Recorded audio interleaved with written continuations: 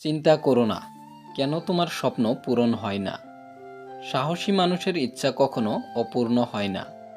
যার কর্ম ভালো, তার জীবনে কখনো অন্ধকার আসে না। সময়ের সাথে আমরা সবাই আলাদা স্বপ্ন দেখি। কেউ মেধাবী হতে চায়, কেউ প্রফেশনাল হতে, কেউ প্রেমে পড়তে চায়, কেউ ভ্রমণে, কেউ অন্যদের সেবা করতে চায়, কেউ নিজের ক্ষমতা বাড়াতে। তবে যাই কিছুই হোক, আমাদের স্বপ্ন পূরণ করার জন্য যাত্রা করা প্রয়োজন। সাহসী মানুষ হলো সে যে হার মানে না। তারা বিপদের মুখেও হাসিয়ে দেখে।